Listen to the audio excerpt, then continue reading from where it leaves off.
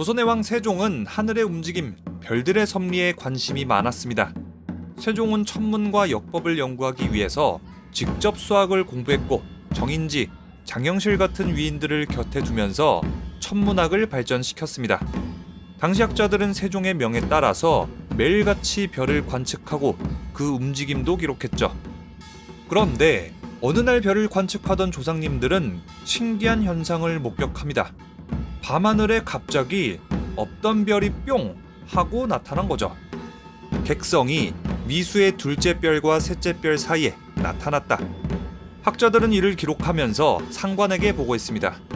자, 이렇게 하늘에 신기한 일이 생기면은 별을 연구하던 학자들에게 5명의 학자들을 더 급파해 줍니다.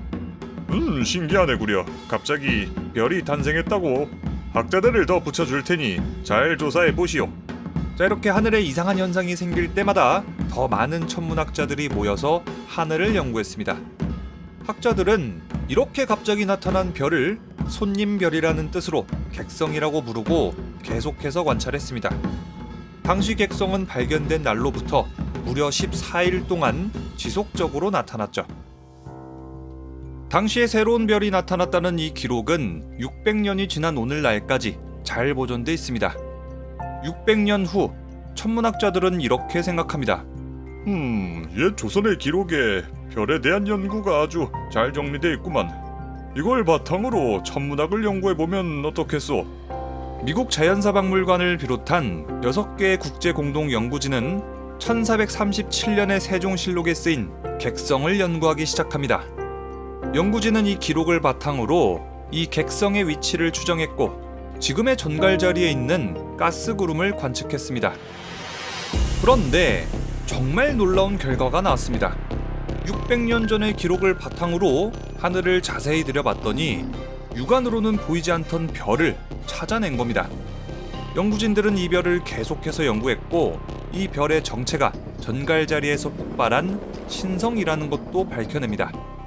신성은 그 특성상 빛이 났다가 안 났다가 별이 나타났다가 사라졌다가 하기 때문에 육안으로는 보이지 않았던 거죠. 쉽사리 관측하기가 어려운 겁니다. 자, 우리 조상님들이 기록해놓은 자료를 바탕으로 전 세계 천문학자들이 우주를 관측했더니 정말로 객성, 그러니까 지금의 신성을 찾아낸다? 진짜로 놀랍고 또 엄청 신기하지 않아요? 자, 그런데 이 신성이라는 게 도대체 뭘까요? 신성은 핵융합을 다 끝마치고 완전히 활동을 멈춘 별이 갑작스럽게 다른 별의 물질들을 흡수하면서 다시 한번 핵융합을 시작하는 별입니다. 이때는 보다 더 강력한 열과 빛을 내기 때문에 훨씬 더 밝게 보이게 되죠. 우리의 옛 조상들이 아주 먼 우주에서 펼쳐지고 있는 이 신성이 탄생하고 있는 과정을 지켜본 거죠. 자, 이 신성이 구체적으로 어떻게 탄생하는지 알려면은 2가지를 알아야 되는데, 첫 번째로 먼저 쌍성계가 뭔지 알아야 되고, 다음으로는 별의 진화 과정을 알아야 됩니다. 제가 정말 쉽게 설명할 테니까 걱정 마시고 한번 들어보세요. 자, 먼저 별의 진화 과정부터 아주 간략하게 살펴봅시다. 우주에 떠돌아다니는 먼지나 수소 등의 물질들이 모여서 성운이 됩니다. 이 성운이 모이면은 중력과 마찰 때문에 스스로 빛을 내는 원시성이 태어납니다. 이 원시성이 성운 등의 우주에 있는 물질들을 계속 빨아들이면서 질량이 더욱더 무거워지면 원시성 내부에는 엄청난 중력과 기압, 밀도 때문에 수소를 기반으로 한 핵융합을 시작합니다.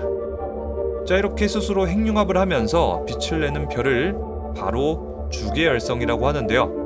우리의 태양이 바로 이 주계열성 단계에 있는 거죠. 자, 다음 태양이 수소를 연료로 핵융합을 계속하다가 수소를 다 태워서 더 이상 태울 연료가 없으면 태양은 지금 크기보다 150배 부풀어 오르면서 적색거성으로 진화합니다.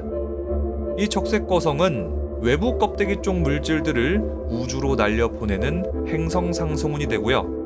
마지막으로 행성상승운이 외부의 물질들을 다 날려보내고 나면 백색 외성이 됩니다. 자, 이제 별의 진화 과정은 다 알았고, 다음으로 신성이 탄생하는 조건, 쌍성계에 대해서 알아봅시다. 자, 먼저 우리 태양계에서 스스로 빛을 내는 별은 태양 하나뿐이죠. 수성, 금성, 지구, 화성, 목성, 토성, 천왕성, 해왕성은 이 태양을 중심으로 빙글빙글 돌고 있죠. 자, 그런데 우리 태양계 말고 다른 우주에는 쌍성계도 있습니다. 항성이 2개, 즉 스스로 핵융합을 하는 태양 같은 별이 2개라는 거죠. 항성이 2개 있다고 해서 이걸 쌍성계라고 합니다. 자, 그런데 이 쌍성계에서 하나의 항성은 적색 거성이고 나머지 하나의 항성은 진화의 거의 끝에 다다른 백색 외성이라고 칩시다. 자, 만약에 하나의 쌍성계에 적색 거성 그리고 백색 외성 이렇게 2개 있다고 치면은 신성이 탄생할 모든 조건이 갖춰진 겁니다. 이 쌍성계에서 적색 거성은 계속해서 부풀고 있습니다.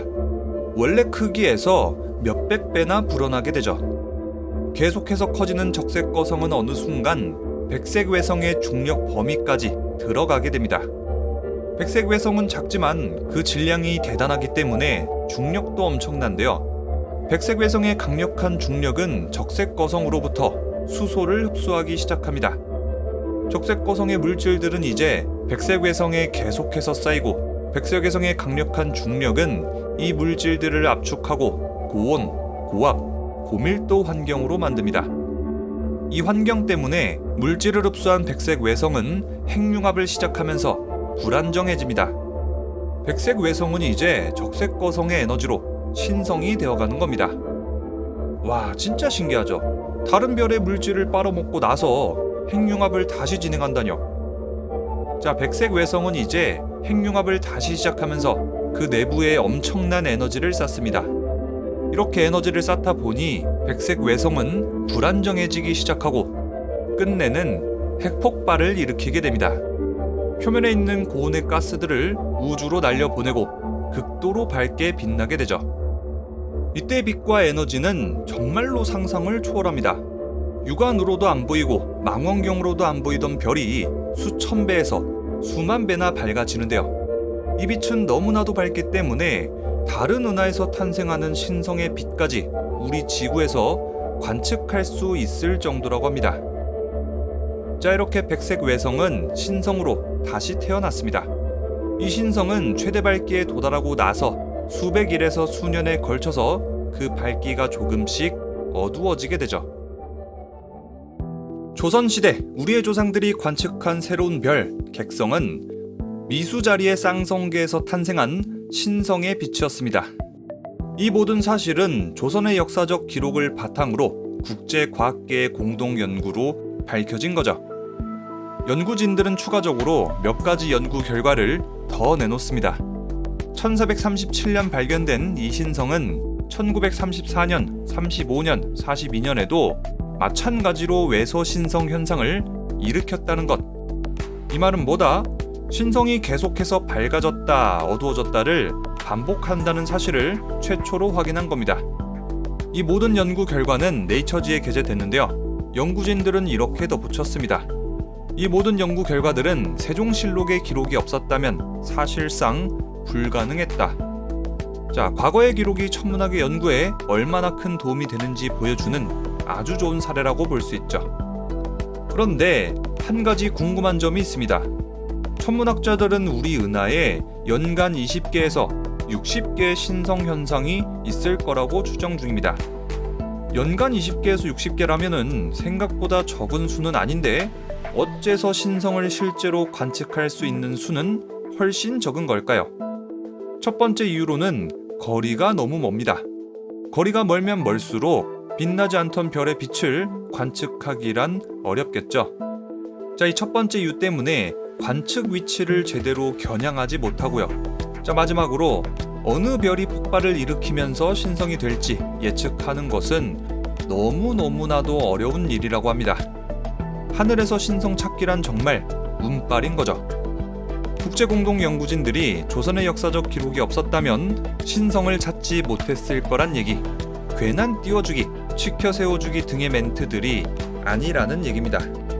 자, 그럼 지금까지 영화 천문 리뷰였고요. 다음 영상으로는 초신성에 대해서 알아보도록 하겠습니다. 그럼 지금까지 영화 유튜버 리뷰영이었습니다.